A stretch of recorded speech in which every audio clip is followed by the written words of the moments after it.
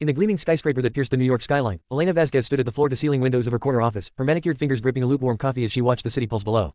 As CEO of Apex Innovations, a tech giant revolutionizing renewable energy, she was the epitome of success, a Latina woman who had clawed her way from a modest immigrant family to the Forbes list. But tonight, as the clock ticked past midnight, exhaustion gnawed at her. Another board meeting loomed, profits were soaring, yet something felt hollow. Little did she know, the janitor mopping the halls outside her door held a secret that would shatter her polished world. Marcus Thompson was invisible to most in the building, a quiet single dad in his mid-40s, with calloused hands and a faded uniform that bore the company's logo. By day, he fixed leaky faucets and emptied trash bins. By night, he rushed home to his 8-year-old daughter, Lily, who waited in their cramped Brooklyn apartment. Lily's mother had passed away from cancer 3 years ago, leaving Marcus to juggle grief, bills, and fatherhood. He never complained. His shifts at Apex were his lifeline, paying just enough to keep the lights on. But what no one knew was that every payday, Marcus donated half his paycheck to the local orphanage where Lily had spent her first months after her birth, a place that had saved them both when he was at his lowest. It started innocently enough. Elena, reviewing payroll discrepancies late one evening, noticed irregularities in the maintenance department's records. Funds seemed to vanish inconsistently, tied to Marcus's account. Her mind raced to corporate espionage or theft. After all, in her cutthroat world, trust was a luxury. She called in her CFO, demanding an investigation. Dig deep, she said, her voice sharp as a blade. We can't afford leaks. The next day, a discreet tail was placed on Marcus, and Elena buried herself in meetings, pushing the matter aside amid merger talks and investor calls. Weeks passed, and the report landed on her desk like a thunderclap.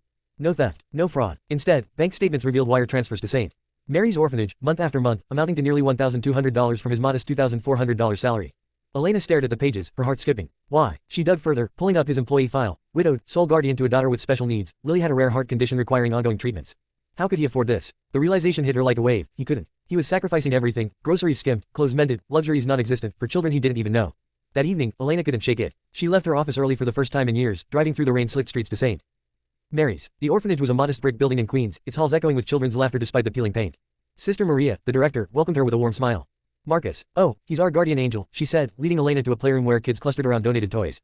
His gifts keep our medical fund afloat. Without him, we'd have turned away half these little ones. Elena learned Marcus had grown up in foster care himself, bounced between homes until he aged out.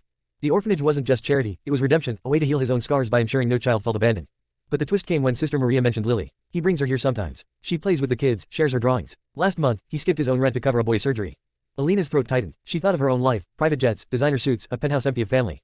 Her success had come at a cost, divorced young, no children, relationships sacrificed for the climb.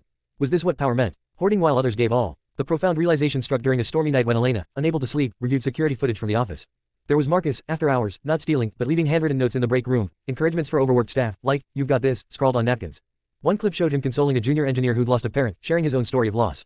Elena wept then, alone in her vast apartment, seeing the humanity she'd overlooked in her pursuit of empire. The climax built the following week. Apex was hosting its annual gala, a black tie affair for investors and philanthropists. Elena had planned a speech on corporate responsibility, but now it felt scripted, insincere.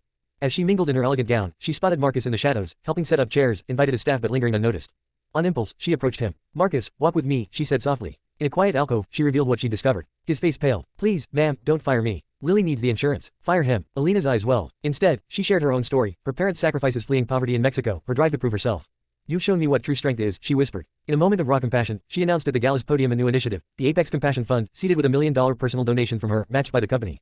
But the transformative act came when she called Marcus on stage. This man, she declared, voice trembling, donates half his paycheck to orphans while raising his daughter alone. Tonight, we're not just raising funds, we're honoring selflessness. The room erupted in applause as Elena presented him with a check for $100,000, covering Lily's treatments and more. Marcus, tears streaming, hugged her. It's not about the money, he said later. It's knowing someone sees you. In the days that followed, the story went viral, headlines praising the janitor's heart and the CEO who listened. Donations poured into St. Mary's, and Apex's employees started a peer support program inspired by Marcus. Elena stepped back from endless boardrooms, mentoring young women and volunteering at the orphanage. Marcus and Lily found stability, but more importantly, a community. Lily's drawings now hung in Elena's office, reminders of fragility and grace. In the end, it's the quiet acts of kindness that echo loudest, bridging divides of wealth and status. Marcus taught Elena that true power lies not in boardrooms, but in hearts willing to give. And in a world often divided, their story reminds us, humanity's greatest strength is our capacity for compassion. No matter our station, we all have the power to lift others, and in doing so, rise.